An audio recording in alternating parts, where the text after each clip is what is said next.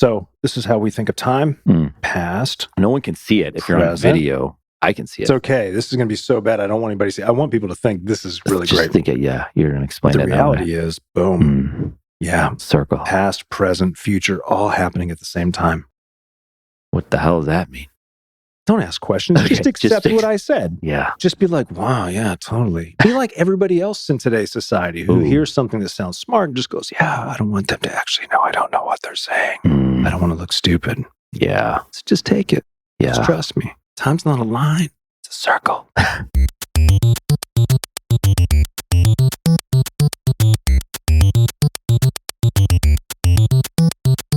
Welcome to Saviors of the Metaverse, the podcast that saves and definitely entertains. You're listening to the show on a related yet unrelated podcast. To get all the episodes of Saviors and to become a Saviors superfan, search for Saviors of the Metaverse on your podcast player of choice. Once there, I don't know, subscribe. And while you're at it, give it a rating because, well, Jared needs confirmation. Jared needs affirmation. Jared needs Savior Nation. And if nothing else, thank you for listening to Saviors of the Metaverse. We'll see you in there.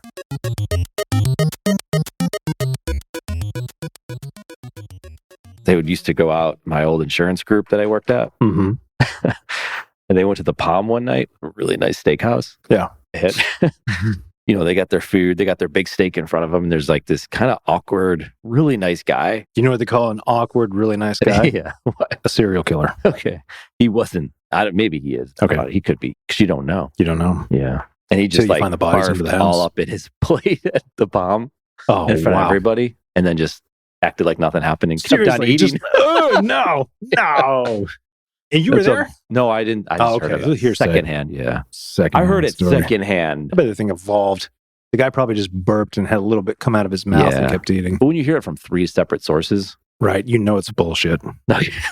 Yeah, because it's like, yeah, he had a little dribble. Then the next person's like, he had a lot of dribble. The next person's like, he fucking blew chunks. And it just kept on going. One of the guys was a really good storyteller. So now, I was lied to. I think that's a very strong possibility that you were lied to. And I'm glad that I could be here to completely demolish that wonderful, funny story. It wasn't funny. Your shit was funny before we got live. When you did, I don't know if that's ASMR of some sort. Or you're throwing up into the microphone. Although it could be a new... Yeah. It's like... It's like, what you're... You just gag. Yeah. You gag every now and then. You have a gag reflex? I don't. Okay. No, I do for certain things. Okay. So you don't, but you do. I don't, but I do. You know, we live in a world of and both. Yeah. Everything is gray. Maybe, but... Yeah, but no. Yeah, but no. Man. That's a big one. Yeah, but no. We talked about that in one of the shows. Yeah, we did. Let's not rehash. Oh, man. Jeez. I'm crying because we were laughing so hard before we started recording. You can cry because it's been a while. I'm okay with crying. There's no shame in that. Cry because it happened. Yeah. And it's happening. And it will happen again. Yeah. Oh, I like that. Yeah, that's the futurist. Playing it. You like that, don't you? I thought you would. You're very simple, easy to please. Ooh, it's okay. Yeah, that's a passive-aggressive statement. I'm working on my passive-aggressiveness. Yeah. Because I'm very aggressive. I'm trying to... No, what's the word you used before? Compassionately aggressive. Passionately aggressive. It means that I give a fuck and I'm not going to be shy about it because I want you to win. Unless I don't like you. Then I just won't talk to you. But I like you. Yeah. That's good. And the thing that I like when people make themselves laugh. Oh, that's good stuff. Man, I'm simple-minded. Yeah. It's easy. It's pretty dumb. It really is. Yeah. I just string a bunch of words together that sound really smart, but I don't know what I'm talking about. It's a lot like ChatGPT. Yeah. The human version of ChatGPT, except way slower. The human version. That's like... Yeah. I don't know. I don't know what to do with that. Well, maybe there's nothing to do with that. Okay. But I do think we've got a lot to talk about today. We do. I don't even know if this is going to air. The first part probably will. Of course it will. Yeah. It always does. It always does. Yeah. We're not trying to like make people think we're something we're not. Yeah. We don't want people to think that we're smart, informed individuals. We want them to know who we are, which is morons pretending that anybody's listening. And you know what? I'm okay with that. Yeah. But we do have people listening. That's pretty awesome. It is pretty awesome. I love that we have haters. Yeah. Yeah. We talked about this a lot. Yeah. Haters is a sign of real growth. That's the sign of success. Yeah. You're not really succeeding until people hate you. So people like call your shit out. Yeah. I like that. But that's great because we don't take any strong positions. So there's not really anything to fight against. I think it's just they don't like us as people. There are people are confused, right? But I think they're headline readers. So they see the title of the show. Right. And that we're truly, effortlessly saving the metaverse. Oh, yeah. That's what they got. If it's still there. Like, yes. The metaverse is that confused? Is that ruin the show? Don't psychoanalyze our great title. Yeah. Because the metaverse should be dead permanently and we would still keep it. What if we're in the metaverse? Like, that's, I mean, man, fuck. I'm just going to go ahead and throw this out here. Yeah. We've beat this idea to death. Yeah. It's time to move on. Okay, I'm sorry. Because if we get too deep, we're going to get depressed. Brain start hurting. Brain hurts. So, brain malfunctions. Have you seen The Flash yet? The movie? No. Okay. I mean, I'm not giving anything away here. Now, that's the multiverse. Space-time continuum. Fuck. Yeah. And you know who explained it the best that I've ever heard of explained? Neil deGrasse Tyson? No. The OG movie Batman. Not like the TV show shit from the 60s. Michael Keaton. You're talking about the Keats? Yeah. So good. Nobody calls him that. I do now. He used a bowl of spaghetti to explain space-time continuum. That guy's great. I was like, thank you. I needed that because I have fucking no idea what's happening here. Because like the future changes, but so does the past. Yeah. You can't just change the future. Everything along that line has to change with it. Look at this. I get to be the guy that draws. It's because, I'm going to do my straight line here. Yeah. So this is how we think of time. Past. No one can see it. If you're on video, I can see it. It's okay. This is going to be so bad. I don't want anybody to see it. I want people to think this is really great. Think it, yeah. You're going to explain it. The reality is, boom. Yeah. Circle. Past, present, future, all happening at the same time. What the hell does that mean?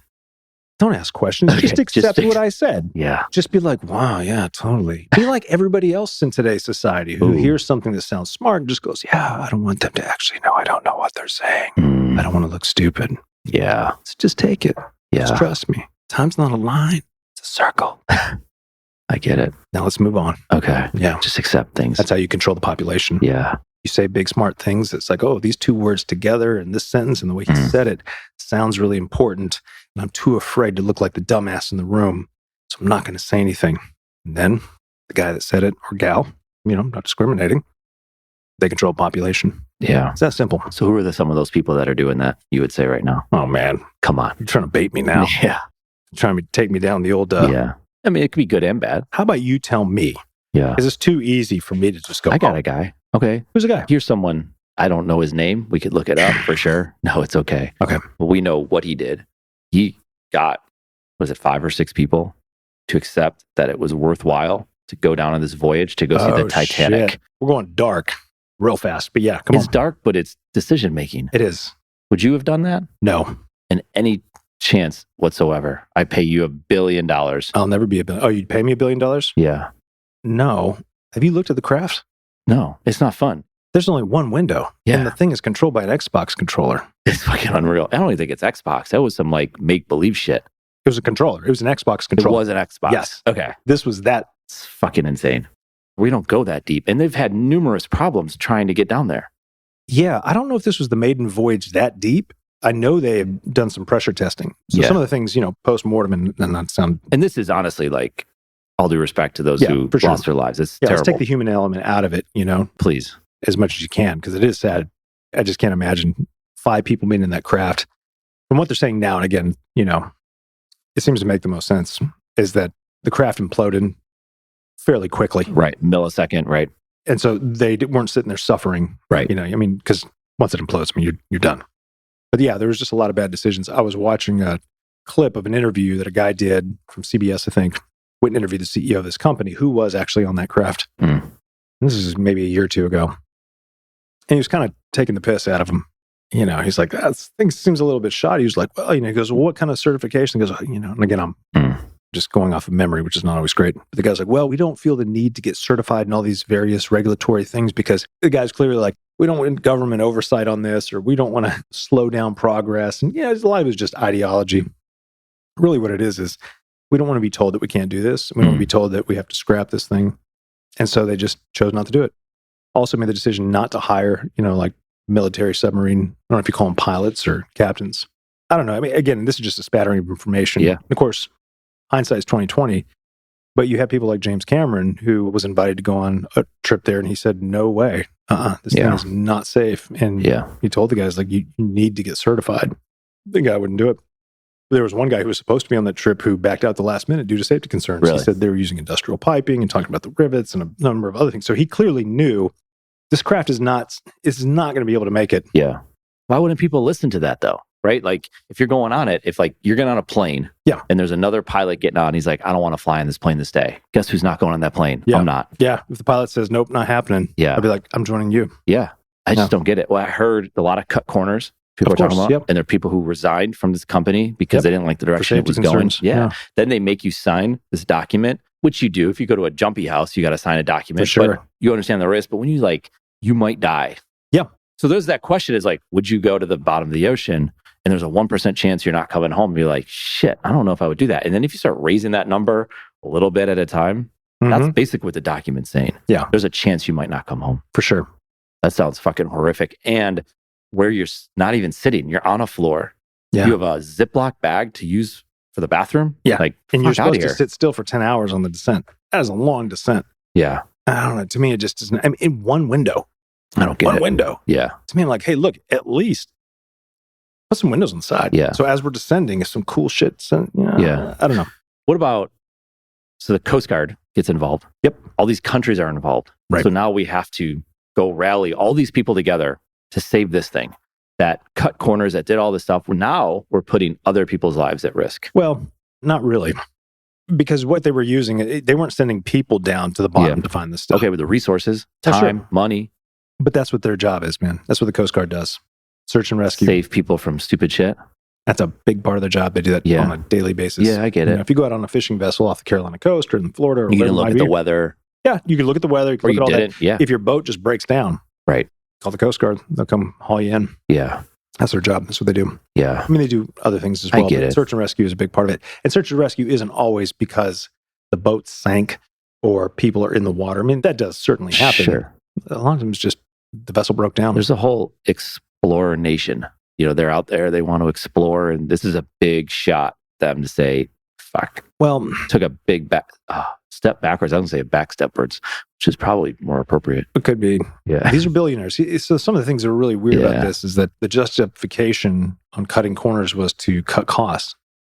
These are billionaires. $200,000 is, I mean, they'll spend that in an afternoon. Right? Yeah. It's nothing to them.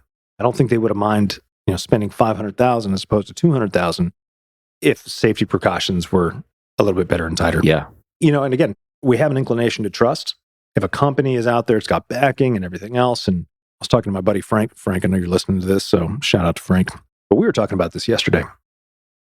And Frank deals with a lot of people, executives in big companies, global companies. And he was talking to one of his clients about this. And the guy said, Frank, you don't understand. For people that have all the money in the world, they're constantly looking for the next great thing they can do that will be a good conversation starter at the dinner table, that will give them that rush. So to go down in a vessel to see the wreckage of the Titanic is not something that most people will ever have the opportunity to do. Yeah. Right? Yeah. So sometimes you throw caution to the wind, especially if this is something that, what a cool experience, what a great story to tell, Yeah. And that makes sense. It certainly does. And anything, if you want something bad enough, you can tell yourself a story that justifies throwing caution to the wind, even if your gut tells you something might be off here. But then you'll immediately try to start finding reasons why your gut is wrong. Like, well, there's no way this vessel or this company would be able to operate and have been able to operate had there not been some oversight, right? Yeah. So a lot of times it's just there's questions you don't know to ask, I assume. Now, the one guy that decided not to go, he understood, like, hey, what's structural integrity? Whereas the other folks may not have understood that at all. Yeah. Do they have a meeting before and say, by the way, this guy's not going? I really don't know. I mean, that's just what I heard. Again, this is just like spattering of information. Yeah. I mean, you're saving us, so you should have this information maybe. But that's the point. I love how you always bring it back around to boost my ego because you know how fragile I am. Yeah. You were a good co-host. You know who tried to save him? Or saving him at the end? It's Cardi B. You hear what she said? What? So the stepson of the billionaire that was on there. Oh, I heard about this Went guy. to the Blink-182 concert and said, this is where my family would want me. Cardi B called his ass out. So they have a Twitter spat going. So ridiculous. Cardi B's right. I mean, well, what did she say? I was trying to find it, but You keep talking. We'll find it. So me She's and Frank fine. were talking about this. We said, look, taking, again, always have to disqualify or qualify here, taking the human element out of it and the loss of life. And this was right before they had announced the debris field had been found. He and I were talking. Mhm. And I said, this sounds terrible. I said, but because these are all billionaires, I mean, what are the family members of these who stand to inherit a lot of this money? I said, I bet a lot of them are sitting there kind of keeping their fingers crossed, right? Like, hey, you never know. And then he goes, did you hear about the stepson? I said, no. Yeah. And I was like, it doesn't surprise me. Yeah. And the guy put something on Twitter like, ladies, I'm single. I mean, I don't know, man. To me, it's just... Something's off. Yeah, she just called it out. She went this whole rant, I guess, about like, yeah, you're supposed to be waiting by the phone to get updates about me. Right. Like, you aren't supposed to be doing these things, and just kind of calling it like she saw it. Yeah. Maybe he's right. Maybe his family would want him at the Blink-182 concert because maybe in that family, they don't have any love, right? Yeah. I don't know. Yeah. What's really weird, too, at a high level, is that you have, at least in the social media sphere, not the direct knowing of a person. I know plenty of people that are very wealthy, and they're great. No problems. Yeah. I also know plenty of people that are wealthy, and they're weird as fuck, and have a lot of problems because they're humans. So, person to person, all this aside, that differs. When you meet somebody, so I'm generalizing here, but in the social media sphere, the media, this tension between the super rich and everybody else. Yeah. So there is this weird kind of like, serves you right. That's what you get for thinking you can just do whatever the fuck you want. Yeah. You go down in a tuna can and you explode. Yeah. Good for you. There's that weird sentiment that's out there. Yeah. But it doesn't matter how much money you have. At the end of the day, human beings lost their lives, made bad decisions, lost their lives. Yeah. I don't know. Yeah, it's a tough one because, I don't know. I would imagine they wanted to see it. Of course. How cool would it be to see it? At the same time, I think a lot of times people do things because they want to tell the story of what they did. Right. That's what Frank was saying. I think he's right. Yeah. I was one of those people that was on that. I came back because maybe chances are you could have come back. There was odds to say, like, at some point, this could have worked out. Well, that's what we're telling. I saw something. James Cameron was on, he did an interview. He said the day they lost contact, James Cameron's whole thing has been exploring the Titanic. I mean, he's a very successful director, but also an incredibly successful explorer. Yeah. Pretty amazing stuff. But he said day one, because he's part of that small community of explorers, when they lost contact and the transponder, and tracking went out, and he explained this. He said he knew immediately that it was over. Yeah. He said, if the tracking device is lost, you can't track the vehicle, and you've lost communications, he said 100% in his mind, he's like, it was an implosion. Yeah. The pressure it blew up. And he said the reason why is because the tracking device has its own separate pressurized container. So it's not affected by the rest. So the only way that thing is going to stop working is if it also implodes. Yeah. And that's when he knew. Yeah, most people knew. He said it was just a charade looking for him. He said there's just no way they're dead. Yeah. Yeah. So, but for the rest of us who don't know that, definitely there's hope. I mean, I was hoping that this would be we found them, they miraculously survived. Holy shit, what an amazing story. Yeah. Yeah. There's word out that the U.S. Navy had found this on Sunday. Uh-huh. And they withheld the information on the commands of Joe Biden because of his son, Hunter. Story going on. Who comes up with this shit, man? Yeah. I mean, it's not the media and the government, of course, do those things. We put stuff out, but who's saying that? Yeah. Twitter?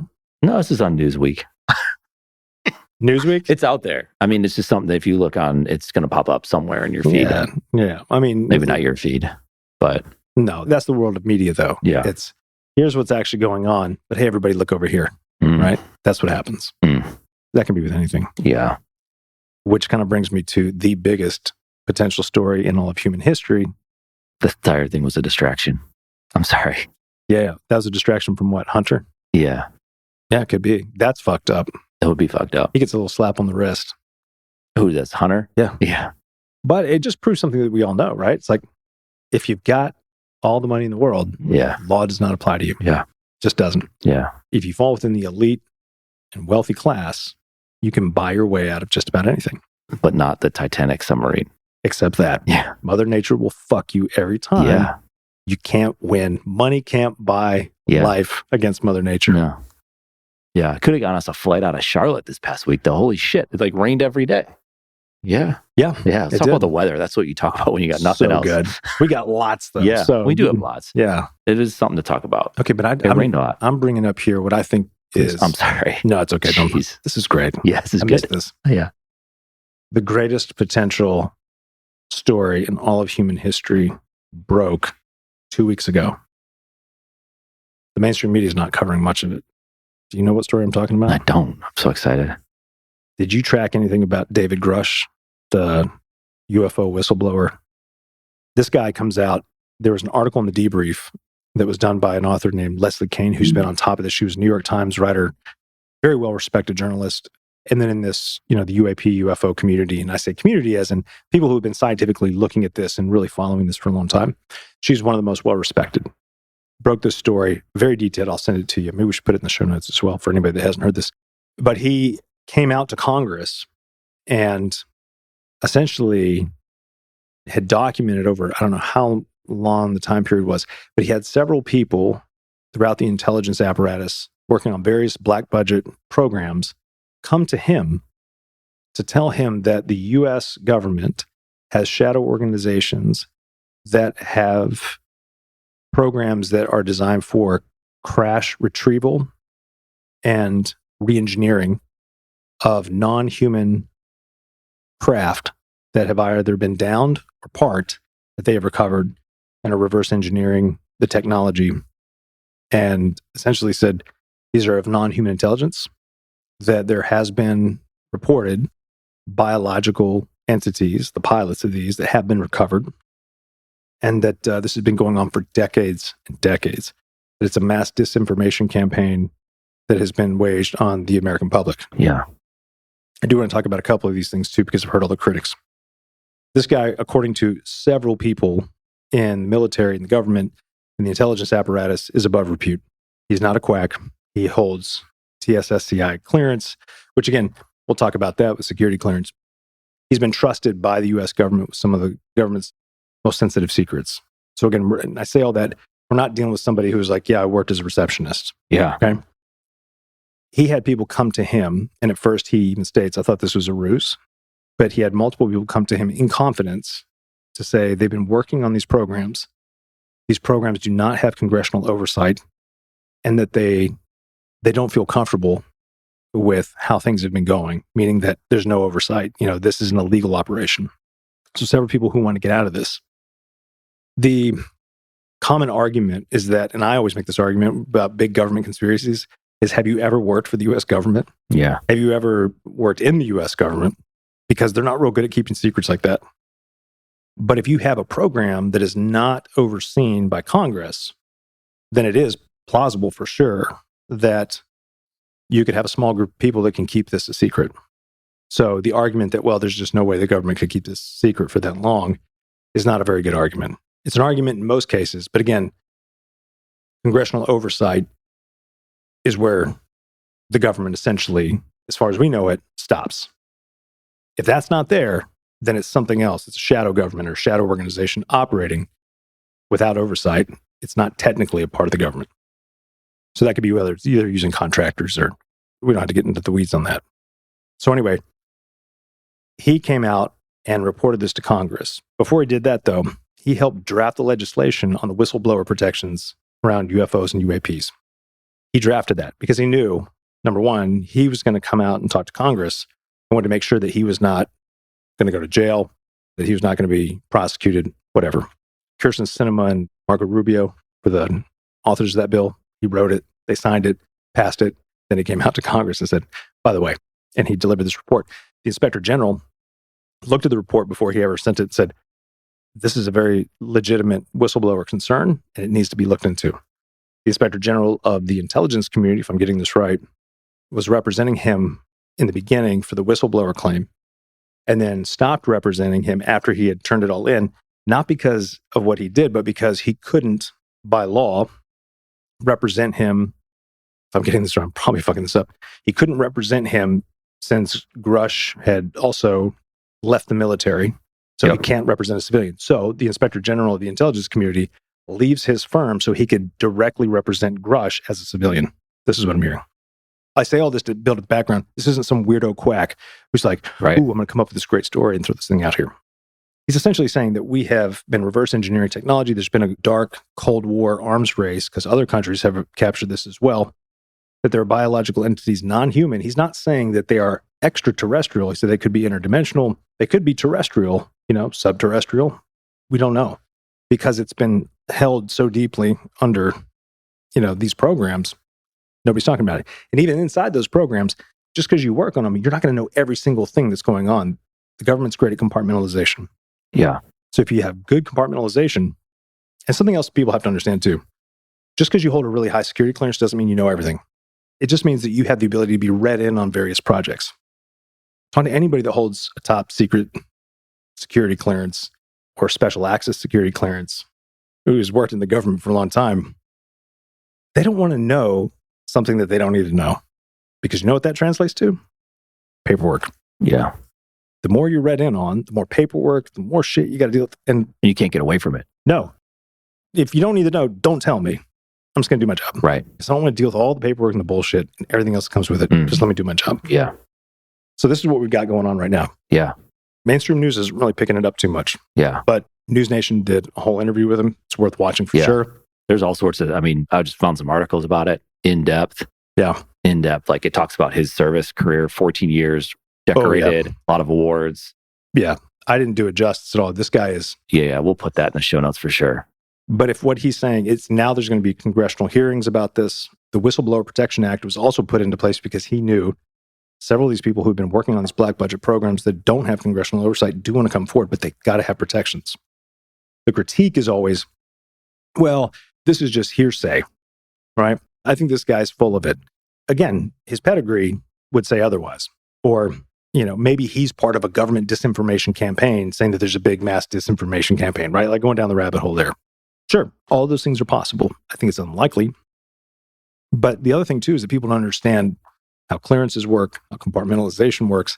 On top of that, had Grush seen these things and been firsthand, witness to them, then he would almost certainly be in violation of violating his security clearance and his oath of office. So this guy's not an idiot. He knows that world and what he's allowed to know, what he's allowed to report as secondhand as opposed to firsthand, makes the world of difference in whether or not you were violating the oath that you took, if you were violating your sworn secrecy. So a lot of folks are like, well, if he wasn't the primary person, then I think he's full of shit. I'm like, well, you don't understand really how this works or how the whistleblower protections work. He's coming out not because he believes the American public necessarily needs to know all this. Before he went and did the interview, he got the DOD to sign off on what he was going to talk about. People are like, oh, see, this can't be right. It must be a misinformation campaign by the DOD. Again, if they don't understand how the DOD operates, then it certainly would look like that. But for the DOD, what they're just making sure of is that he is not sharing state secrets, that he is not sharing anything that is currently classified. He can talk about things that even if it's like, hey, the DOD is doing this, and if it's not like I'm showing you documents to say that they're doing this and so on, then they'll clear it. They're just making sure you're not revealing any classified information. Yeah. Because that's what they're going to do. Yeah. Right? They're just like, yep, we signed off on it. That's fine. So he took all the precautions to make sure, number one, he's not revealing classified information. Yeah. He's not violating his oath. He's not violating his clearance, which I'm sure he doesn't have his clearance now. Maybe. Most likely not. Because usually once you leave the military, it's just, that's a whole other thing. But to me, if what he's saying is true, this is the biggest game changer in human history. Yeah. He was definitively saying, we are not alone. Yeah. Back in, this is around the time, what was the date of this? Early May? Late May, I think. No, but that was May and June. What you're talking about? Yeah. In Vegas or somewhere in Nevada, 10-foot creature in the backyard. You saw about that? That came out after. In the local news. Of course, it's not picked up by the national media. Or CNN they have a quick little hit. Yeah. But it's not like mainstream, like you said. Well, sure. It was more mainstream than picking up on David Grush. For sure. And the reason, I've heard people say this, and I think this makes sense. The reason why that got a little bit more steam is, number one, it's easier for our brains, or at least the belief is, it's easier for our minds as a population to grapple with that and then to easily write it off. 10-foot creature in the backyard, my ass. Yeah. Then to have to sit down and grapple with the fact, here's a guy who's, highly decorated, highest level of clearance, as far as we know, highest level of clearance in the intelligence community, above repute. He had Christopher Mellon, come out and write an entire piece defending him. These are like big, well-known people who have been in this world. The inspector general has left his firm to go represent this guy. Like, you can't write him off. If you seriously try to report on it, you can't write him off. You have to take him serious. Right. You don't have to take a teenage boy who says he sees 2 10-foot creatures in his backyard after, For sure. spacecraft. Of course, somewhere in Nevada. Yeah. Right. Yeah. Of course. Now, I'm not saying, because the police body cam picked up the thing that fell, they were all taking it seriously. But you and I don't have to grapple with that. Right. I could just say, well, I think it's bullshit, and we Right. move on. Right. But if you really sit down and you look at what Grush is reporting, it's like They have to psychoanalyze him now. several people have been trying to psychoanalyze him on YouTube, and I'm just like, Yeah, I'm talking about like real psychoanalysts, not. oh yeah, no. He's past all that. He wouldn't be able to hold a clearance if he was mentally ill. Okay. Not at all. Yeah. No, that's the thing. Yeah. Are you surprised? Not by Grush, but by like that No. there's something else going on. No, I believe there's something else going on. Sounds like Independence Day, like the Yeah. movie. You know what I mean? Obviously, there's stuff being hidden somewhere. Well, for sure. We only need to know so much. Yeah. I mean, I do think that that's a hard one, man. I mean, do I think that the American public needs to know everything that is going on, from a national security standpoint? No. And I say no only because we have built our entire country. We have built, since World War II, this thing that we're trying to protect, this way of life that we have, sadly, has been built on the military-industrial complex, which has dramatically increased defense spending since World War II. Again, because we realized how much the Nazi war machine was technologically, they just outmatched all the Allies. Their minds were blown, like, how the fuck did we win this? Like, there's no way we should have done that. Mm. Which is also why, like, all these Nazi scientists, which, we conveniently don't talk about this, they came over to America. We're like, oh, we're not going to prosecute you in Nuremberg. How about we give you a job? Because you guys were way ahead of the curve on this. So they were working on top secret projects for the United States. Our entire space program was built by Werner von Braun. Did I get that right? Yeah, he was like the top Nazi. Are you pointing to me to Google that? Because you got the Googles right there, buddy. Yeah. Werner von Braun, I'm pretty sure that's who it was. I mean, incredible from a scientific standpoint. And his argument was like, I'd never really believed in the Nazi ideology. It was just, he's a top scientist doing his job. Maybe that's the case. Yeah. But the point is that once we realized how outgunned we were, technologically inferior we were, the fear of being in that position again was so real. I mean, this is how the field that I operate in, strategic foresight and future studies, that's how it got started. Yeah. It's because of World War II. They're like, all right, we need the weirdos thinking about long-term possibilities that we're not thinking about. Yeah. That's how the RAND Corporation got started. Yeah. Oh, they are, man. Futurists are a weird bunch of No, people. you're saying yourself. Oh, yeah. No. I like that. You got to have a weird way of looking at the world instead of just looking at it just like, oh, okay, well. Question everything. Always. Seek truth. Yeah. Learn how to evaluate information. Yeah. Make sense of things that other people can't make sense of very quickly. Yeah. But you like headlines still. You can dissect a headline, I've noticed. So the headline, you've read it, and you're like, I don't need to read the article because this is shit and whatever. Yeah, I'd taken multiple things that I weighed against. And and most of the time, it's like, it's not really worth my time. You're like a computer. What's that? I'm sorry, I'm trying to lighten the mood here. Yeah, I'm like, you're what? like a computer, like you're processing shit. A very slow computer, like a 1960s computer. Yeah, but earlier you said you were like the human equivalent of a GPT. Yeah, just really slow. Okay. So if ChatGPT and a 1960s computer Had a baby. they had a baby, it would be me. And it would have a beard. Yeah. Oh, for sure, it would have to. I mean, it has to have something to give it self-esteem. Yeah, no hair. Correct. Yeah, good for you. So that's what I'm thinking, man. Yeah, I mean, that's some deep shit. yeah, so I think certain things need to be secure because if you open it all up to think, we've helped to perpetuate an environment of defense all around the world, not just for ourselves, but peer and near peer adversaries have also followed suit in that same way. So if the United States is just like, fuck it, here's everything we're doing. Yeah, no, I don't want to know that. Well, think about how people freaked out when there's a balloon flying across our country. Now that is, that just smells like bullshit. Yes, a balloon, come on. But it took over everything anyone was talking about. For sure. But why don't you see what else was going on during that time too? Well, what else? Like, tell me. Like a balloon is not a real good story. The submarine, for sure, that's like a real human tragedy story.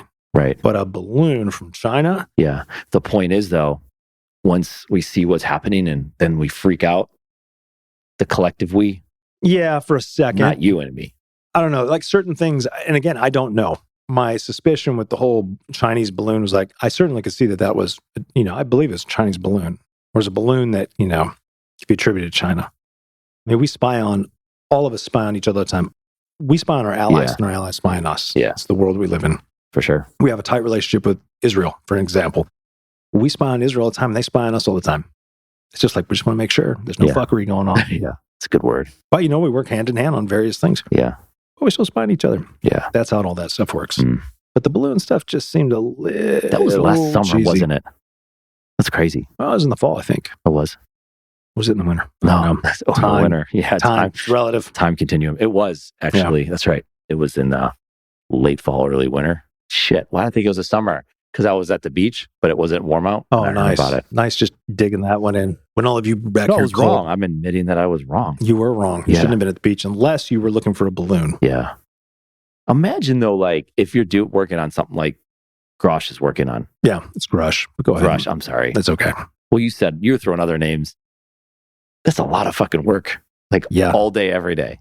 Like, he's not taking weekends off. Well, that wasn't his job. It's not like somebody brought him in to go find these things out. What I'm saying is, like, right now, once you sign up for something, my point is, he's all in.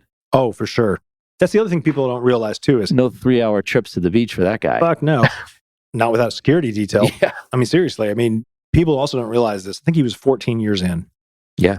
That's exactly what they said. Yeah. So 14 years in, he hadn't even hit his 20-year mark. To give up your pension, to give up all your benefits from service in the military. Yeah. And this guy served at the highest levels. I mean, that's a big deal. It's not just like, well, I'll go get another job. He could potentially, depending on how this thing goes, could be fucked. Yeah. For the rest of his life. Yeah. But he believed that this was important enough. And again, his beef was this. This is an illegal program that has been going on for decades that Congress has had zero information on and no oversight. It is illegal according to the Constitution. So everything he's doing there, he's saying it just needs oversight. He's not saying everything needs to be exposed to the American people, but Congress needs to know exactly what's going on. And that's what these other folks in the organization that have been working on these projects that came to him of their own free will. He wasn't out there looking for it. He was just the head of the UAP task force, which, Arrow, they call it different names. And he was let in on, hey, you're not being told about these programs. That's why in the beginning I thought, this is a joke. And then when he had other people who did not know each other from other departments coming to him and also expressing their concern because they trusted him, then he started to look into it and take it seriously. He said, there's no way this number of people who do not know each other, who do not work in the same department, could tell me the exact same thing about different programs that they're working on and their concerns that they're expressing. I mean, again, he's not an idiot. He's an intelligence analyst. And I know some people who've worked in government are like, well, several military guys I know will be like, military intelligence isn't all that intelligent. Again, at the end of the day, you have to have a certain way of thinking. You have a certain skill set to where you can kind of sniff out bullshit pretty quick. Yeah. And you have to be able to assess all these pieces together very quickly or over a long period of time, depending on how much time you've got, to determine whether or not there's a there. And he did. Yeah. So much so that the inspector general said, this is a legit whistleblower concern. And he's also saying too, like, look, the Pentagon doesn't even know about this. Now, that doesn't mean the entire Pentagon. Sure, some people in the Pentagon certainly know about this.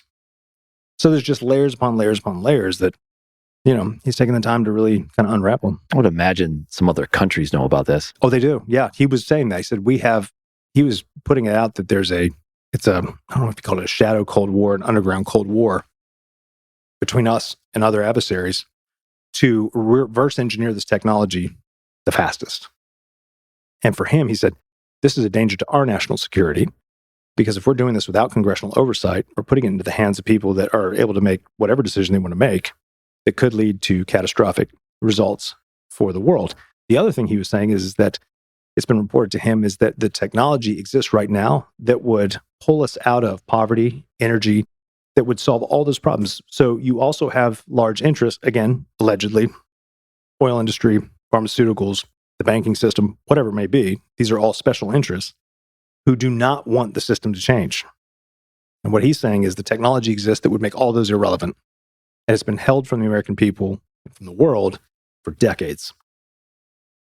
So he's really kind of presenting a picture of, it sounds like a grand conspiracy, but it's really quite simple. The status quo, vested interests, will fight tooth and nail to survive. Yeah. That's what they'll do. If you're on top of the world, would you want to give up your opportunity to go tuna can and go down to the bottom of the ocean? No. Right. Yeah. Not happening. Not happening. Not happening on a bad day. Maybe. A really bad day. It's going to be a really shitty day. Yeah. So again, it all comes down to incentives. Yeah. We're incentivized to make more money, to buy more shit that we don't need. We're incentivized, we have these perverse power incentives as well. I'm all for the free market, which we do not have. Minimalism. Yeah. Yeah, Seriously. Fuck you need that for? You don't. Yeah. Black t-shirt works every time. I'll buy a 4-pack. Yeah. This is how I roll now. Yeah, what do you got there? Into the AM. Not sponsoring the show, but they should. They should. I bought some True Classics and I fucking hate them. You don't like True Classic? Quality is so inconsistent. Like I might get one out of the pack. I'm like, this is good. Put another one. I'm like, this is shit. It's totally different. And I'm like, I'm not going to pay this much money. Into the AM. They have discount codes. It's consistent. Into the AM. Okay. Mm-hmm. Got it from Amazon. Yeah. Oh, is that their company? Into the AM? Could be. It's a stupid name, but it could be their company. AM, Amazon. And Amazon makes really stupid advertisements and very bad branding. Oh, it's terrible. Oh, they're the worst. Yeah. See those Amazon commercials? Like, this sucks. It makes no sense. It doesn't matter because they just sell everything. Yeah, Bezos is like, I don't care. Do whatever you want to. I'm Jeff Bezos. Yeah. You're going to still buy from me no matter how shitty my ads are. Crazy how much they own the market. That guy is extraterrestrial, no doubt. Think so? Yeah, of course. You know so. Yeah, you've been fucking up late reading some shit. Good for you. I find this stuff really fascinating. Clearly. No, I was not making fun. I'm sorry. Well, no. Don't get defensive. It goes back to something I've said before, right? That one of the biggest advantages, and this happened to me when I was in my graduate program for strategic foresight and future studies, is that I learned very quickly how much I don't know, how much I never will know, and then how much of a strategic advantage that is for me as a person. The fact that you know you don't know. Yeah. It means that I never stop learning. So if somebody feeds to me a definite narrative, the immediate thing I think is like, bullshit. Yeah. Maybe you're right. Yeah. But I'm not going to just believe you. Yeah. Show me the data. Show me the evidence. Matter of factness doesn't work with you. No. It kind of goes back, and I'm not going to go down the COVID rabbit hole here, but it's sad because, it's like this whole thing. I was like, well, I represent the science, or this is what the science says, or the science is clear. And I'm thinking, you're a scientist, but you're talking about science as a religion, not as what science is, which science is a continuous process of new information and challenging ideas and developing new hypotheses based on things that have changed in the environment. It's an ongoing, it's a living process. It's not we all agree, boom, it's done. Science is settled. Anybody that says the science is settled is a fucking idiot. Yeah. Because I'm like, well, you don't know the definition of science. It's basically it. So to me, we're being force-fed a bunch of narratives. And again, don't fall for stupid conspiracy theories either of some other jackass giving you a matter-of-fact narrative like, oh, these things are connected and look at my crazy whiteboard and all this shit here. Don't do that either. If you really want to understand something, do the research yourself. And people like to pick that one apart. Oh, do the research. Who's got time for that? Yeah, if you don't have time, then shut the fuck up. Yeah. Don't be so like, oh, this is what's going on. Really? Yeah. Show me. Yeah. You can never take anything that you think you know, but not actually read about it, learn about it, listen, talk to people. How would you fucking know? We qualify all of our statements that are like, hey, this is what I think is going on based on no fact at all. I've not done the research. Here's my gut instinct. But the TikTok clip of, say, a minute or 90 seconds that leaves out that little, we need a disclaimer because they think these two fucking knuckleheads. Let them think what they want to think. We'll just feed into absolutely. Yeah. That pulls them in. Yeah. See, then we're doing exactly what we critique on. Yeah. I mean, you just created a whole podcast of 25 minutes. Yeah. On that topic. We create a whole podcast and you talk about ETs or sub-Ts. That was fucking mind-blowing when you said that. Shit. There's all kinds of categories. There's extraterrestrial, intraterrestrial. Like that. And I think that's the one that's about they've always been here. They didn't come from another planet. They live on this planet. They live in a different dimension. So we can only see in 3 dimensions, but maybe they live in the 4th or 5th dimension. That's the Flash, the 4th dimension shit like that. Yeah. Or is that 4D when you can Yeah. When the sound, the smell, the water. I'm sorry. Who knows? I mean, I'm being the knucklehead today. You're being really serious. Oh, yeah. But again, a lot of the stuff that's coming out of my mouth could just be horse shit. So you should go research it. Yeah. Yeah. But again, and I'm speaking, and I wouldn't say high level, because a high level means I know all the low level stuff and I'm going to simplify it. Yeah. I'm speaking at a spattering of information. But you know some shit. Yeah. I've been tracking on this for a while. But you're not what do you think about the word expert? I don't know. I mean, expert kind of has a finality to it. Yeah. Again, the thing that I dislike about the idea of an expert is there was trust the experts. I'm like, trust the experts, but don't stop there. Yeah. I have no reason to not trust the experts. What people tend to do when they say that, especially when around COVID, is well, trust the experts. Well, the experts fucked it up royally, and the experts fuck it up royally all the time. So good. So I don't stop at the experts. I want to know what the experts are saying. I have no reason to think that they're wrong, but I'm not just going to take what they're saying hook, line, and sinker. Yeah. Say, okay, well, I'm going to think critically about this. Yeah. Especially if the experts are showing inconsistency on a regular basis. And you got me. I'm talking about fucking Fauci. I told you from week 2, when Trump was still in office, I said, that guy's got to go. Yeah. You don't lie to the American people, admit it, and then get praised for it. That's when I was just like, I'm sorry. I do not trust you. You know, now if you said, hey, I was wrong, and you have some humility about it, cool. You've got my trust. Yeah. So anyway, I don't want to go down the rabbit hole because I have no love for that. No, I know. But you brought up COVID like 2 times and went hard at it. We're going to get that blue thing on Spotify. Good. That's good. They all got fired, though. If you look at Cuomo on CNN, Don Lemon, and your guy Fauci, all 3 of them were like some of the biggest proponents of, they were so excited that COVID happened. And I always said, CNN's biggest mistake they've ever made, because I think their CEO just got fired too, right? Yeah. Because their ratings suck. Yeah, and they sucked before they brought the new CEO. Because they fucking got Trump out of office. I don't know, man. I think it's just all of mass media in that sense is just going downhill. But that was their ticket, because anything he said or did was their top story. For sure. And I don't give a shit what side of the political spectrum you're on. That was so big for CNN and all the news stations. Ratings is great. Yeah. Unbelievable. Now they don't have any ratings. Now they got to compete with Saviors of the Metaverse of all fucking podcasts. No competition. Yeah. So good. No competition. Yeah, we'd have been fired a long time ago if we worked for a big... Which is why we don't work for anybody. That's right. We work for us. We work for the people. I like that. So if people want to find... No, we don't work for the people because they can cancel us. Work for yourself. I work for myself. Yeah. I have to talk into my own echo chamber, my own backyard office. Your own dimension. I'm going to do it. Yeah. Your own server. My own server. Yeah. I like that. Yeah. Yeah, Discord and get you a server. I like it. Yeah. You should. Okay. Yeah. Done. That's how you do it now. Midjourney, you fucked around with that? Not yet. AI? Shit, that's crazy stuff. So you go to Midjourney, Mm-hmm. midjourney.io or AI. I don't fucking know. Yeah. Just Google it. It's kind of weird how you get to the AI through Google. They got Google Bard. It's another story. Then you go to Midjourney. You sign up for an account. You got to pay. Okay. Okay. Yeah. Makes Then you got sense. to attach it to your Discord. So you guys have a Discord account. Yeah. Then you have to go into Discord and you go to a newbie station, or you can create your own server. That's what they call it on Discord, like a chat's a server. And then you ask Midjourney to create me an image of this. So, you know, like the monkey or the baboon in the sky Yes.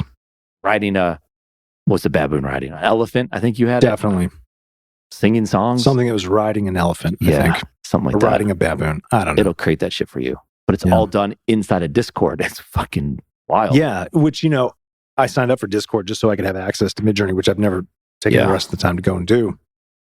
But to me, that's the hindrance why most people aren't going to use it, is just way too many steps. Oh, yeah. And it's not easy. So none of these AI things are easy to do, like prompting ChatGPT or Jasper or... Jasper's actually got very good. No, right. But it can be a simple, I have a question, give me an answer. But if you're really trying to get an output of something, it takes time, effort, prompts, understanding it. The Midjourney prompts are crazy, super technical. Yeah. Super technical. Does it have an option like to enhance the prompt? Say, hey, it can... So Jasper does this now. Remember when we first started talking about ChatGPT and I was talking about why I don't think, you know, the only time it's going to become really valuable is if it can take my unique voice and replicate that over and over again, not just give me generic shit from the internet. But then on top of that, it's take my unique voice, understand what's going on that actually works and converts in the external environment, and then help give recommendations of how this should be said in order to increase SEO or whatever it might be, but still staying within my brand voice. Yeah. Jasper's doing that now. Yeah. They're doing I it. got my assistant. But you got to give it, you got to feed it samples and all that kind of stuff, or it's got to learn your language. Yeah, it's absolutely. not yet, but it does take some time. It takes time. But in doing that, though, what's cool is they also have this thing in their Jasper chat, which is called enhanced prompt. So I can put in a one sentence thing. This thing will kick out an enhanced prompt of like 2 paragraphs. And I'm like, holy shit, that is wildly detailed. Yeah. Then you click it and man, it just kicks out an output that's pretty impressive. Still needs work. For sure. But it's pretty impressive. Yeah. And a lot of those prompts that you can use Google Bard or ChatGPT to create your prompt for, say, a Midjourney. I think Google Bard's now built into all Google Workspace, isn't it? You can use it. Yeah. You just have to turn it on. Yeah, I need to do that just to check it out. I felt like personally, I know people who like Google Bard, it creates a lot of assumptions and gets a ton of information wrong, which I know is supposed to be wrong, but I feel like that's way like... I wouldn't use it for search, which we shouldn't use ChatGPT for search either. It has search. It's got the plugins now. Yeah. The plugins are crazy, but they're just getting started. Everybody starts an AI so company. Elementary. Yeah. Really Oh my God. And there's like thousands and they're by the day. Yes. By the day. Yeah. We should have one. We should. Just to say we do. Well, and the vast majority of those are going to go under. For sure. Someone's going to win. And they're buying them. As soon as someone's got something good, Microsoft will buy that shit or whoever. Yeah. Apple. Yeah. Yeah. NFL. Speaking of Apple, I don't know if you're going to talk about this or not, but the Apple virtual reality, augmented reality. Yeah. Did you take a look at that? What's it called? $3,500 or something like that? It's like just $3,600. So did you get your pair? You're going to get a pair? No, not Is that this the future? first gen. No. I mean, it's impressive. At least the video that they were putting out, the promo video. Apple, what do they call it again? What's it called? I'll find it. The Apple Vision Pro. Apple Vision Pro. I know. I was Googling this shit. They say, again, the big problem is this. Anytime you have to put something on your face, no matter how comfortable it is, you're not going to keep it on there very long. Yeah. How many times do you take off a baseball cap when you're wearing it? What do you mean? When you put on a baseball cap, do you leave it on the whole day or do you take it off? I'll take it off, yeah. Exactly. You got to take it off, put it back on, take it off, put it back on. Anything that we put on our face or on our body, in particular our face, we're not going to want to leave on for very long. So this is basically going to be your computer, correct? That's why it's $3,500. Yeah, the Trump replaced the MacBook Pro.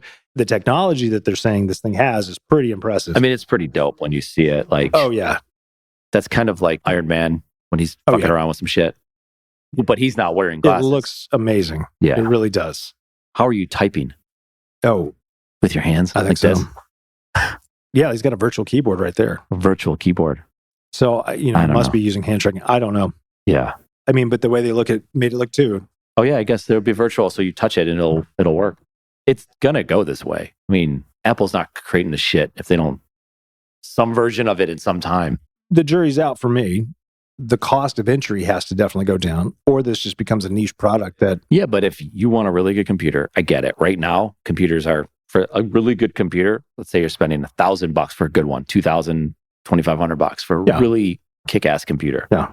So like, look at a flat screen on the wall, right? When those things first started coming out, those were a few $1,000s. More. Now those things are nothing. Yeah.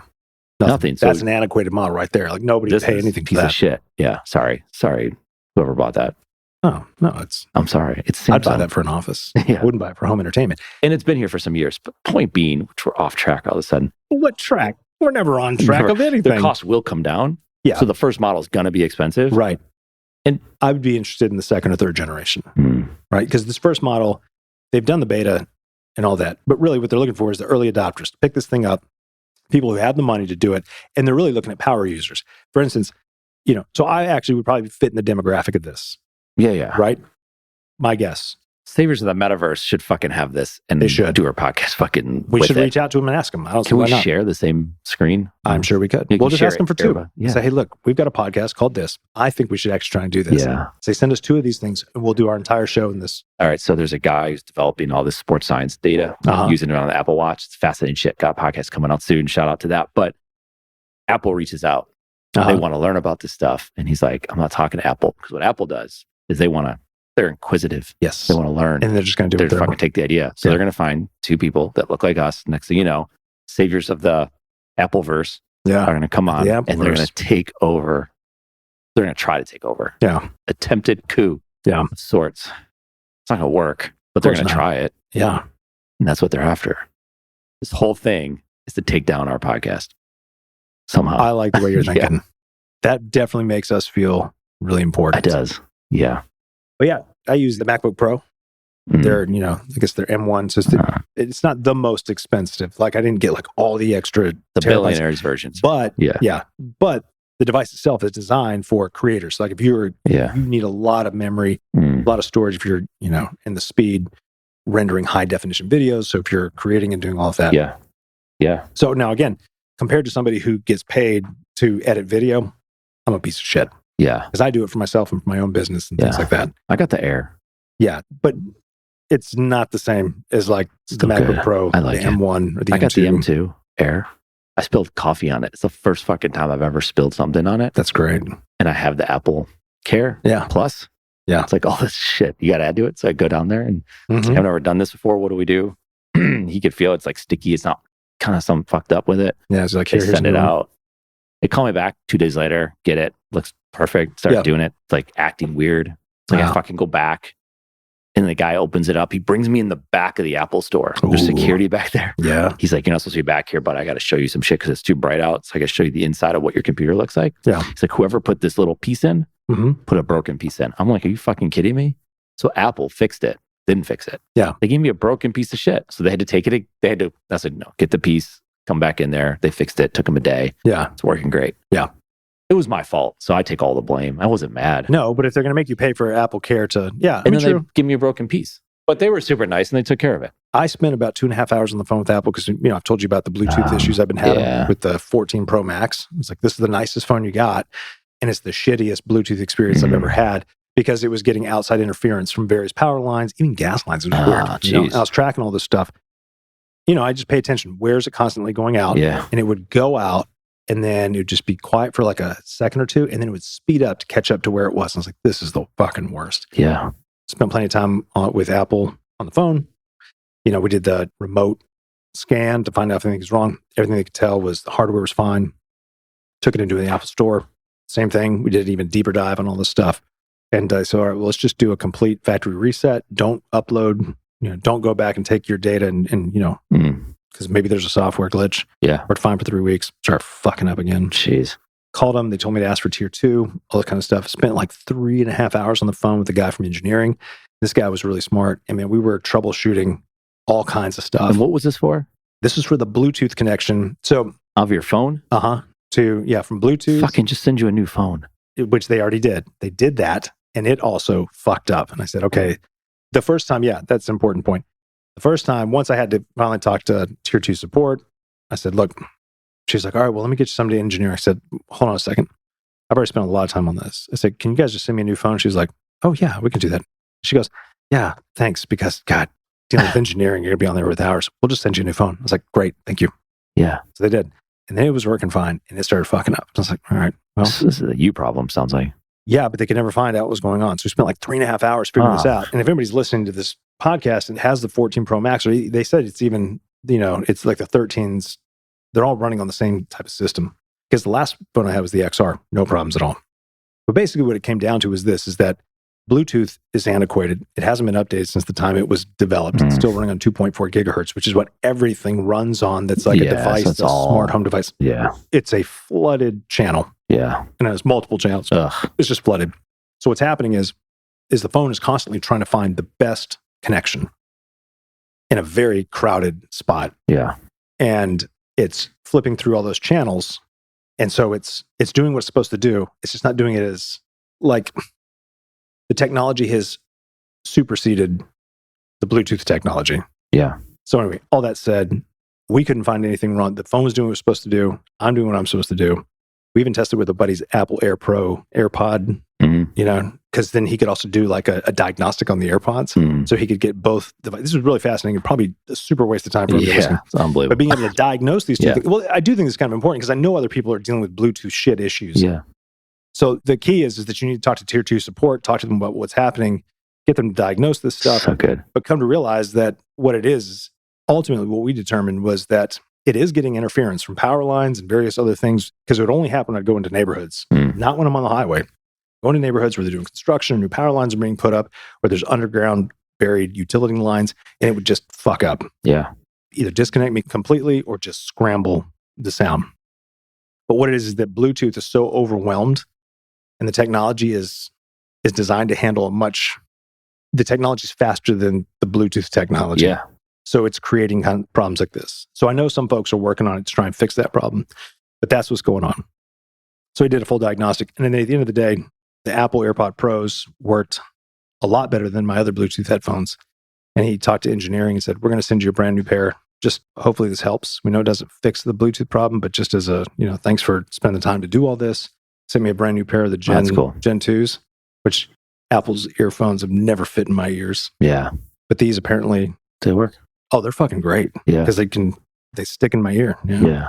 And I'm like, man, and they do work a lot better. Yeah. The Bluetooth in my car is still fucked up. Yeah. But whatever. Good for you. Thank you. That's some saving. You just saved I just time. saved. You saved time. And I helped to solve a problem. You could have saved, I don't want to go as far as a life, but like, because someone was going to spend all that time on the phone. Yep. And they're going to be mindlessly cutting their vegetables. Most people don't have the time to cut their vegetables. No, they do. But they miscut their vegetables because they're so frustrated. Get off the vegetables. No, I'm sorry. But people should eat more vegetables. They're cutting their steak before they want to cook it. I don't know why the fuck you do that. Whatever. And they're not going to do that. Just saved their life. I did. I'm like, hey, look, don't waste your time troubleshooting all the basic stuff, because I always want to start you with, all right, well, disconnect the Bluetooth, reconnect it. Like, I've done all that stuff. I knew all those things. That's like go see The Flash. You'll see where I'm getting at. Yeah. You've been referencing The Flash quite a bit. It's good stuff. Do you want to go into multiverse? No, I don't. But this is the Jared show. I've just come to realize. I know. Gas lines is interesting, though. You said gas lines. That was the weirdest thing. I got a gas line at my house, and I was going to hook up the grill to it. So I go buy the grill. Which grill? I just got a new grill. Well, like the first grill I got was a Weber grill. Right? It's a good one. Not top of the line. It's a good one. Gas, right through the house, whatever. Yeah. So I called the plumbing company to come out to install it, because I was looking at them like... There's your first problem right there. A plumbing company deals with water, not gas. No, they do gas. Jesus. I know. That's what you think. No. I just... But they're like, I get it. That's you should have called us too. Yeah. So because I was looking at how to do it, I actually posted on Reddit. And once I was like, I just wanted to make sure that I wasn't stupid and like this isn't some easy hookup. And people were like, no, don't blow up your house. Anyway, totally don't good. fuck with gas I'm not fucking with gas lines. And I never wanted to. I just wanted to make sure that there wasn't... No, I get it. Gas company comes up, grill costs, let's say $550, right? Yeah. Gas line company comes out. How much do you think they want to charge me to hook up the grill? $650. Something like that. Yeah. I was like, nah, get the fuck out of here. Yeah. I was like, there's no fucking way. And the reason prices have gone up is that couple in Valentine that blew up their house, 2 doctors, and apparently they had been like trying to cut corners, going back to that. And the gas companies are always freaked out because whoever touched the gas line last, it's their problem. Yeah. And if sure enough, they cut corners, outdoor kitchen, gas lines everywhere, fucking blew up the whole house. They both died. Fucking crazy. So I was like, I get it. I'm going to go get some fucking propane. I'm going to return this grill. I'm like, I don't fucking need that. I used to have a gas line at my old house, but that was some years ago. Yeah. I don't fuck with that. I just have propane tanks. That's it. I turn that shit off. Yeah. Take it to the grocery store, swap it out for another one. We're good to go. I mean, we have a gas line. It's capped. It's good. It's protected. But so that made me think of that. And then you said Apple, which made me think of Messi. You paying attention to that shit? What? So Messi, the soccer player, like the biggest soccer player, Argentina, World Cup champion. So he plays overseas. He's thinking about Saudi Arabia is going to go pay for him like all sorts of money. I haven't been tracking, but anyway, he signed with the MLS. Okay. So one of the reasons they did it is they're going to give him ownership of the team, and Apple is going to give him, like, because the subscribers are going to go up, he's going to get a percentage share of all the subscriptions that they get. Shut up. Yeah, what a crazy deal. Yeah. Oh my God. Yeah. Wow. And it's not like huge right now, but he comes here, it's changes shit. So like we have tickets to Charlotte FC, the MLS team here. We have good seats. So my son was playing soccer. We want to sit where the goalie was. So we're pretty low, and they're not that expensive. Like for season tickets and shit, not expensive at all. Yeah. So if I wanted to sell, there's a game, I think Saturday. If I wanted to sell it, let's say it's a nice night, good seats. Let's say I could get $80 to $120 for each ticket. Yeah.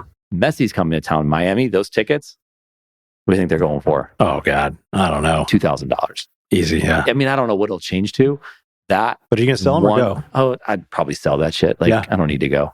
Yeah. Like my son won't be here. So it's like he would want to see Messi, and it's a big deal. He's like considered one of the greatest footballers of all time. Although, full disclosure, you did just invite me to a Luke Combs concert before we started recording. I did. I know that was probably friendship. We would have to record because we really only get along when we're recording.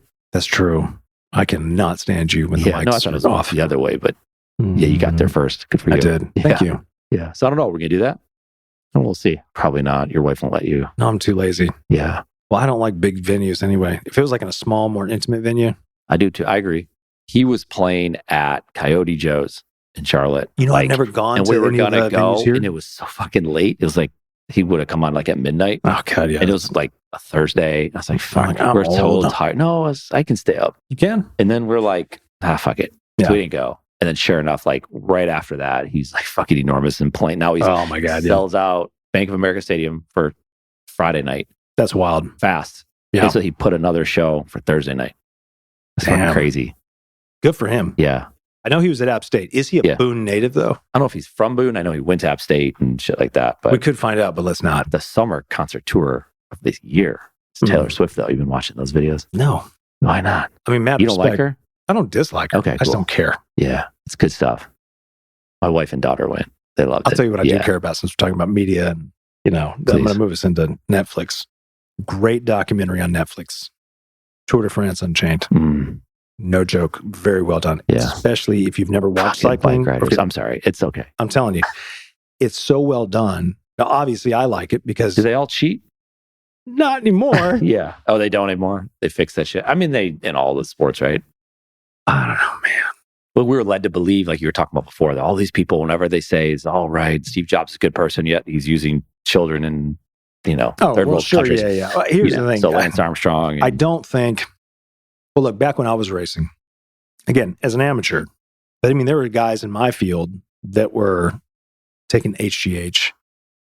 Shit, what else? Some of the guys actually had access to EPO, which is crazy. Yeah. Right? But, there's a number of banned substances on the water list, some of which I'm sure that I was taking were banned, even though they did nothing really for performance enhancement. There's just, it may be a supplement. It may be something that's considered a pro-hormone, like not DHEA. Maybe it was DHEA. I can't remember. But, various things for recovery. Nothing that's really that big of a deal. We all knew Lance was doping, but we also knew everybody else was doping. Right. It was the best kept, the most open secret. The whole thing was like, can you prove it? And that's why guys were getting popped left and right for EPO. Yeah. Nowadays, you don't see as much about guys getting popped or folks getting popped for doping. The only doping concern that I've actually seen get a little bit of airplay is actually mechanical doping. The fuck is that? So it's in the down tube of the bike. Oh. There's a motor, and that one gal got relegated and I think, got suspended for a couple years. She was a cyclocross racer, professional. And the cyclocross, it's like a road bike on the dirt and on the hills. Have you ever seen a cyclocross race? They're fucking awesome. Yeah. So it's not like a mountain bike race where you're going through the woods and on these like tight little trails. It's like a big field, and maybe the field's got various obstacles. A lot of times you have to jump off the bike, run it. It's usually in mud. I mean, it's disgusting, but it is balls to the wall. Like you are going all out in these races. But you have a pit. So, you got your support in there because your bike is going to get disgusting. You roll in, swap bikes, and keep going while the race is on. One of her bikes had a motor in it, and they discovered it after the race. And of course, she got busted.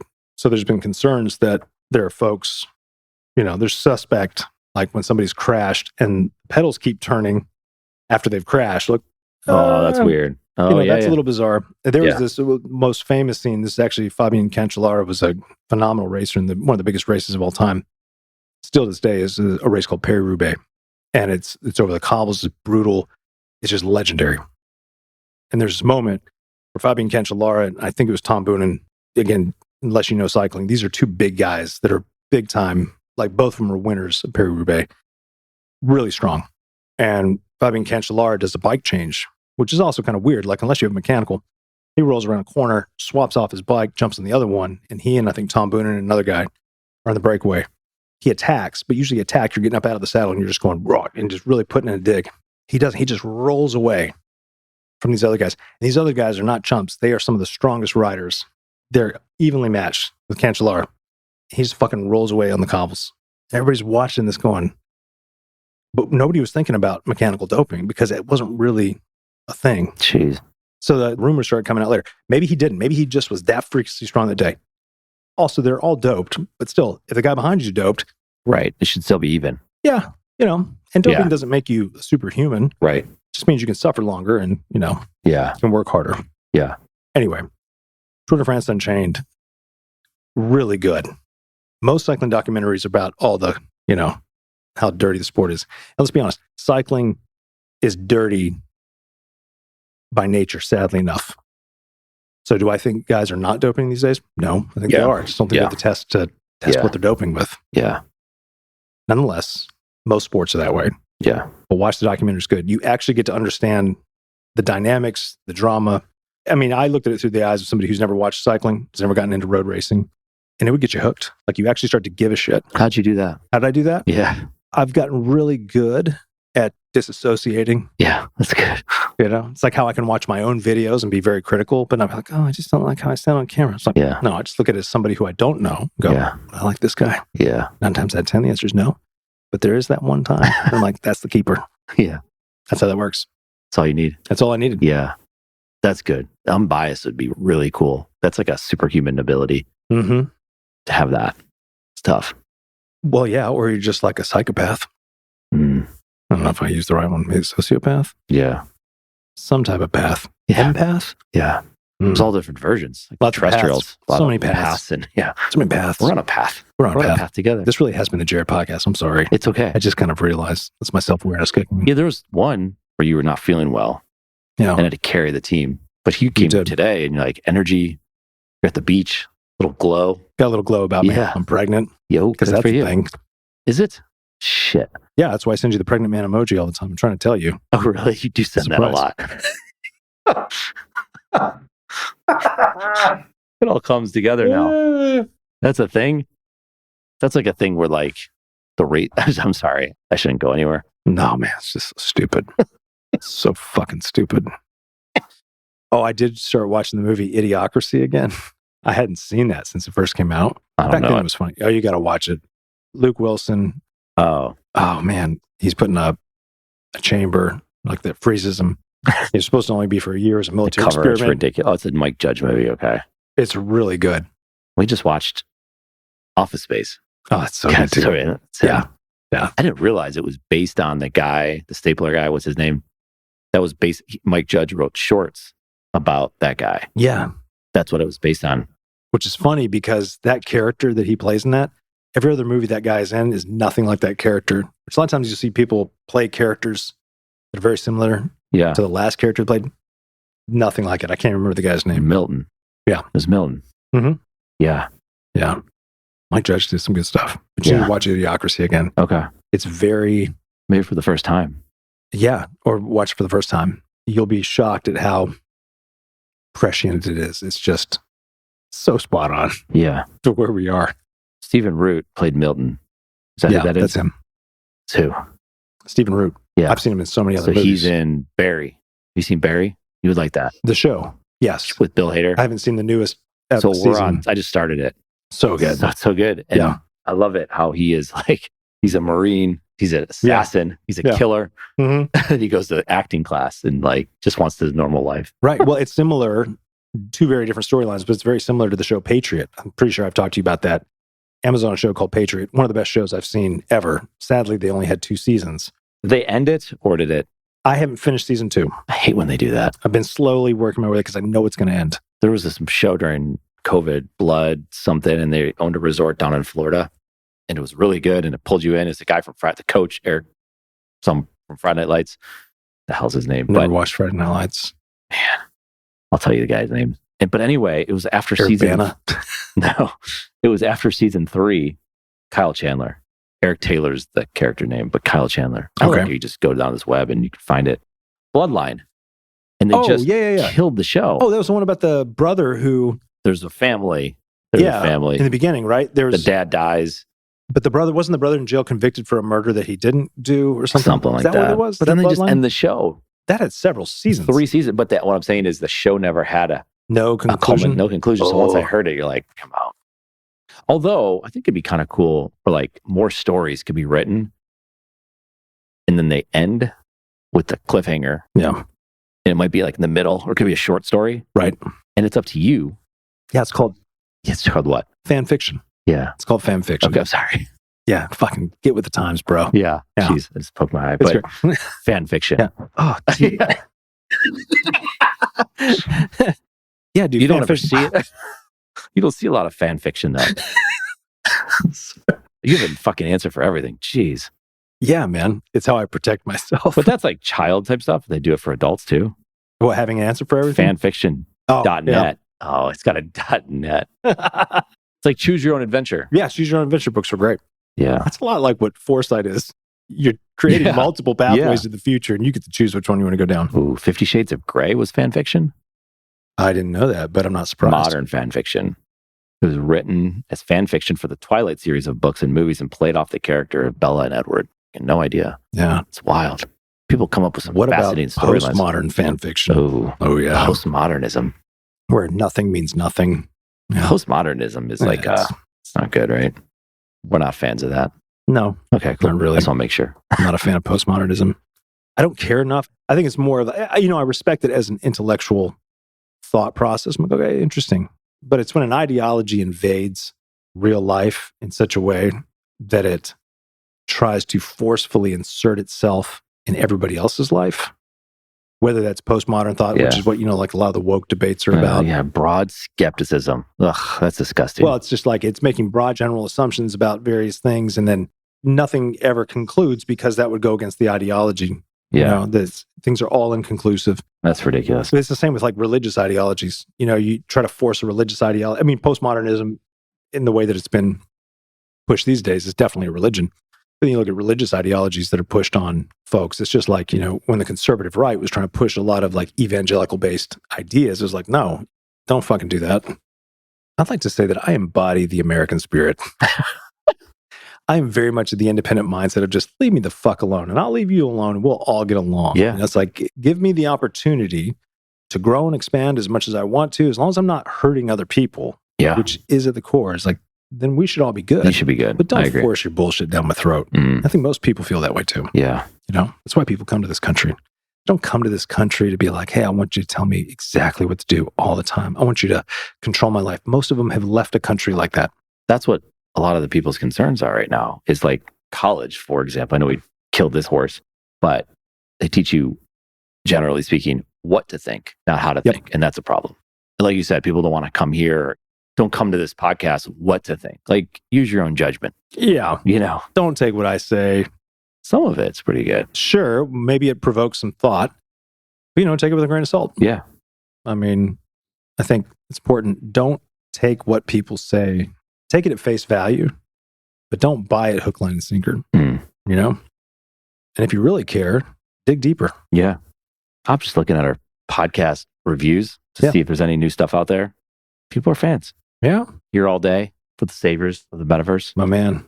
Are those folks you paid to do this? Don't say that. No shame in that game, but I paid at least 3 people. Yeah. Minuscule amounts. Did you? No. God. Too lazy. Listen to these guys. Love this show. I love that. I love that too. Now we should, on the other side of it, I don't know, can you have TikTok on an iPad? Probably. Let's find out. It's going to start playing though. Chinese company, they're everywhere. You have to sign in. I can't get to my phone. Yeah. Your phone is recording you right now. It's okay. What other stuff do we have on this docket? There's so many things that have happened. Oh yeah, there's a lot. I mean, we've covered a lot of ground. We did. Yeah. Let's see. You know what's cool? What? You're on LinkedIn. I am. You don't use it a lot. I will be again soon. We just got a whole new content calendar put together. Okay. Be careful. Okay. Be careful. LinkedIn Lunatics. It's a subreddit and literally has enormous following. So what they do is they grab LinkedIn posts that are like, I guess you could say cringeworthy. Oh, and they majority. Yeah. Oh, I got to see this It's amazing. now. Yeah. You just got to hop in there. I mean, they'll screenshot it. 20 unspoken rules for men. Never shake a hand when sitting down. Protect who is behind you. And then like number 9 is always aim for the head. What the fuck? Yeah. And then there's 206 comments and people are, this motherfucker eating up the rain and the sunshine. Like he says something about, he says something, weather is dinner, is drinks or both. He says weather. He spelled weather. Like the weather? Like, yeah. Fucking dumbass. Yeah. But again, there's just an enormous following. They have, I don't know if I can tell. Yeah, there you go. 300. I want to see some of the posts that they're ripping into, because I wonder if I know who some of these folks are. Over 300,000 followers. And all they do is pull content. Yeah, it's because so much of the content that's on LinkedIn is dog shit. So bad. It just is horrible. Yeah. And you've got my interest now. Now we have to talk. I know, but the only problem is I got to find something. Just pull up a post. Here you go. While male condoms are the most, I have no idea what this says. While male condoms are the most common form of contraception, female condoms are now finding their way to beds of most couples. The awareness around it, however, remains limited. To clear doubts, Niyati Shah explains the right way to use them. So what? That was on LinkedIn? Yeah. Oh my God. Yeah. So did they link to the original post? Kindly upload video that shows how to do the needful and erase my doubts. She masters the Johnson. Yeah. So dumb. I mean, they're just so long. I just want to see the names of the people. You don't just... Rispa Mahota.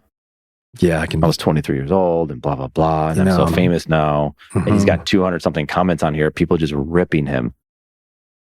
Is that in Reddit or that? This is true. Why can't they understand that LinkedIn is a professional networking platform, not a personal diary? Yeah.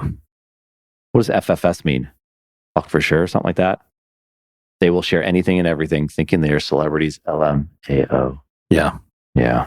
Yeah. Yeah, LinkedIn's gotten bad in that. Dude, you don't know this guy? The famous guy with the multi-million-dollar ideas who runs proposing to a bunch of chicks all the time. And so it's funny though. That's LinkedIn. It's all got some toxicity. Yeah, I'm going to, of course, start posting stuff again. But the goal, it's taken, I think, like 2 years off now.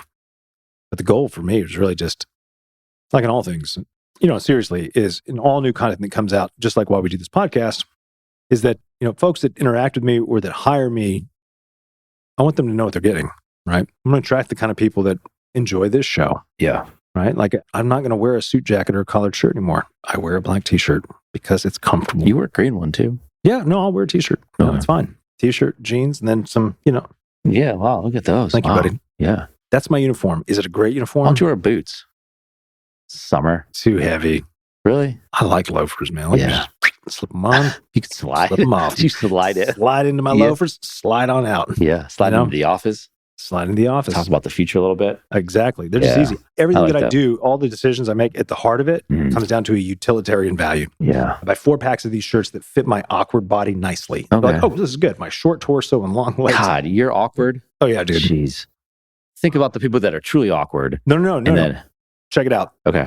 At least, most women have short torsos and longer legs. Most men have longer torsos and shorter legs. I have a short torso and longer legs, built like a woman. My wife, on the other hand, has a long torso. She has long legs. She's 5'10", but shorter, comparative. So I'm taller than her when we're standing side by side. But if we sit down, she's taller than me. It's very bizarre. That's interesting. But I have a strange shaped body like that. Yeah. And so it's always been hard for me to find shirts, pants. Like, I don't fall into a normal size. So this is a medium, but it's fitted. So I'm like, okay, that works. Whereas before, if I just put on just a regular medium, it's going to be way too small. Or a large looks like I'm wearing a bag. I'm like, this does not feel good. Yeah. So you don't wear a bag. I wear like a 33, but there's like 32s and 34s. I don't know. Yeah. Anyway, this is great talking about my wardrobe. Last question. We can keep going if you want. Why not? You're talking about decision making. Let's do it. And it's very easy to make decisions. So you go to the grocery store, Harris Teeter, Publix, what have you. You're ready to check out. Overpriced. You're probably, it's definitely overpriced. Fuck. That's an economy question and supply and demand and supply chain. Jeez. Okay. Yeah. You're checking out.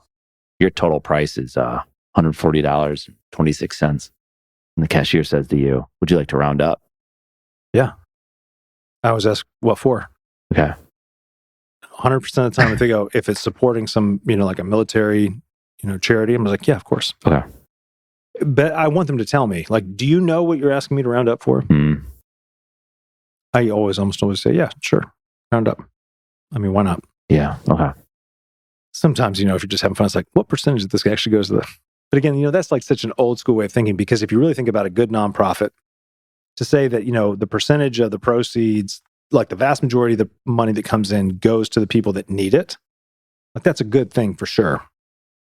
But the best nonprofits that I've seen are run like for-profit businesses. Yeah, but these aren't Harris Teeter, Publix, or Kroger, I guess. Oh, I know. I'm just sailing off. They're getting the write-off. Harris Teeter and Publix is getting the write-off? Well, they're donating the money. No, I'm donating the money.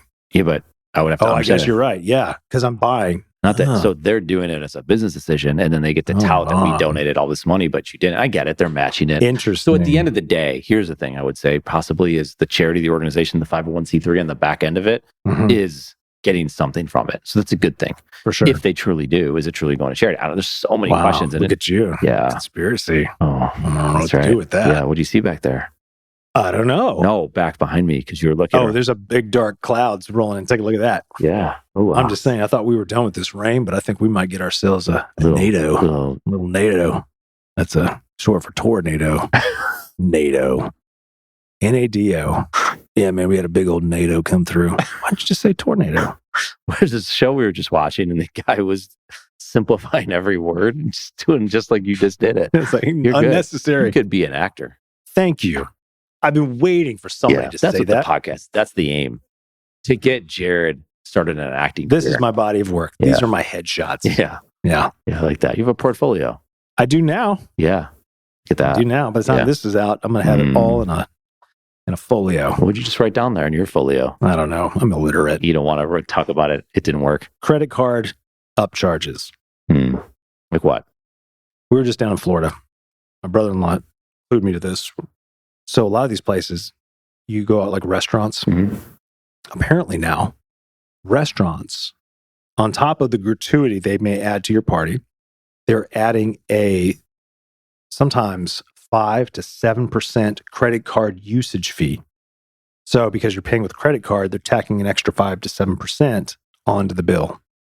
What the fuck? Yeah. And everybody's doing it. No, everyone's using a credit card too. Right. It's like, oh, I'm sorry, are we inconveniencing you Yeah. with this credit card fee? Why Or 5 is to it 7? Because typically 1 to 3 max. 1 to 3. 1 to 3 point Because they're making money plus off of it. 29 cents. Or So some shit. immediately I was like, how the fuck is that legal? And my brother-in-law told me, he said, well, everybody's doing it, so nobody's really questioning it. But it would be itemized. It's supposed to be, yeah. Yeah. Yeah, you'd see it. You would have to. For You sure. can't just ghost it in there. Yeah, no. That would be some shit. That'd be super shitty.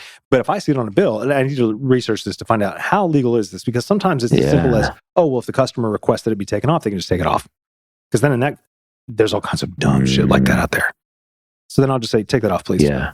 And fuck your gratuity. You're 18%. I was going to give you 20. Now you're getting 10. Mm. No, I would never do that. Yeah. Yeah. Certain cultures, certain people don't tip. That's weird. Well, no, it's not. I mean, the sad thing is It's not that weird or what's weird is that we're being asked to tip for every fucking thing now. oh no, Oh. that's different. I'm talking about when you're normal tipping. Yeah. For instance, like I was at Chop the other day, and it's so subtle. Like, Oh yeah. well, it's not subtle. But again, like I'm ordering my food, they're making my food. I go up to pay for it, and then I'm paying for it, and it says, "Would you like to add a tip?" It starts with 20%, 25, 35. Yeah, First of all, I'm thinking, tip for what? I'm gonna bust my own table. You're not doing shit but punching buttons and taking my credit card. So, yeah. but I was like, It's tough. But I was like, $2, whatever. Right. Oh, okay. Here we go. Yeah, no, I get it. So like at Chipotle, it's not an option when you check out. You can add a tip and you can put it in the tip jar. Yeah. And I know this because my son's worked at these places. Smash Burger he worked at, it comes up on the screen. Yes. That's what most the of tip these is places are. there. Yeah. And then you see like, You're like, oh, am I going to be the dick? And then the questions go through your mind. Are they going to see that if I don't tip and they're going to spit in my burger? so he sees it and he can see what people tipped. Yeah. Yeah. And that's fucked up. You shouldn't Yeah. be able to do that. But it should be done. Like I think people are working hard because they're not paying them enough. I worked in restaurants in college. Yeah. I was a server. And I had to work for my tips. And you could have a great night of tips, but I worked for it. It wasn't because I was just fucking standing there. Yeah. Yeah. You're I like, get oh, it. your table's ready. But there's other people involved with that. And that's the problem. So my son would get mad when the person, like, let's say someone greeted the customer when they walked into the restaurant. Mhm. If they didn't do anything, if they just like, just like, why am I fucking here type of thing. Right. They'd get mad because it's like, shit, now you're going to affect his experience and now everyone's going to lose out. So the person making the burger, let's say he's the happiest go lucky person Yeah. out there. He doesn't get that benefit of maybe the food's really good. Yeah. But his tips depend on the people on the front end seeing it. So you're a team. It's a team effort. Yeah. Sometimes. I think some of the beef there would be that, oh man, now I've got to split some of my tips with the hostess. Because, the hostess would always get like a percentage. No, I'm of talking everybody's about tips. like off one of those fast food restaurants you're talking about when you get in the line. Yeah, okay. at So a you're not really Chopped. having a long-term experience with Think the person. about the person who's chopping your chicken at Chopped in Yeah. the back, who's just carving that shit up to exactly the way you like it. Yeah. But you get to meet this person who just fucking hates their job. And you're like, fuck this place. Like, throw my food at me. Yeah. Okay. So here's my rebuttal to that, right? So this really falls back on the business. Like, pay your people more. Like for servers, and I'm thinking about sit-down restaurants. We would get paid, I think it was like $1.75 was our Oh, that's hourly when you're a wage. true waiter, waitress. Damn yeah. right. And so I know what that's like. And I crushed it and had great tips. Yeah. But you had to work for those tips. So you could have an awesome night, Sure. raking in a couple $100. Okay. Again, this is back when I was in college. That's Yeah. a big deal for a college kid. Yeah. Our Yeah. paychecks we just really didn't care about. We're like, we'll get those. But Right. the tips is what we worked for. Right. Now it's like everybody's asking for a tip for nothing. Yeah. It's like you're doing your fucking job. Yeah. You're punching buttons on a computer. You're not doing anything. You want a 20% tip for just doing your job? Yeah. But it's not even in restaurants anymore. You get tips for like buying a product in a store. Yeah. And Would I you was like to add a tip? Yeah. and I'm like, for what?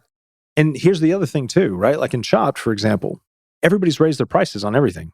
Yeah. And then they're asking you for tips. And then it goes like to that whole credit card usage fee. I'm just like, what in the fuck is going on? I was like, this is insane. But because most people are too afraid to say no. And again, like for me, look, I'll justify, hey, I'll add $2. Like if I go order pizza and I go pick it up, it's got a little tip thing on there. It's just like, add, they were like 20%. So I'm going to give you 20% for me driving over here to pick up a pizza that you're going to make because this is your business. Yeah. But I throw $2 in there for, whoever. Yeah. I don't know who's getting this. It's a psychological thing. Big time. Because the screen prompts, it's like you don't want to be the person that doesn't do it. Because I know this isn't being virtuous, and let's not talk about ourselves, but there'll be people that hand someone a $20 bill for just having a smile on their face, right? Yeah, and that's fine. And that's different. But then these things are making people feel bad. And so there's someone deep in there making sure that passive aggressive. Ooh. No, it definitely is. Yeah. It totally plays on all of that. Like you're basically put into a position where like, well, I'm going to be an asshole if I don't. Kind of goes into, I think it also plays into a lot of people's fears. We could make our own conspiracy here.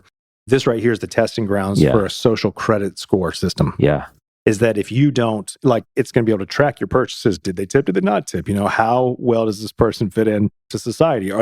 Can we guilt them into doing more things, right? Again, I'm making this conspiracy theory up. Yeah. Yeah. And this is just one small piece of the testing ground to see how well a social credit score could actually come out. Because people will, it's just like, well, I don't want to be a dick. But nobody's judging you on that because the world isn't going to know.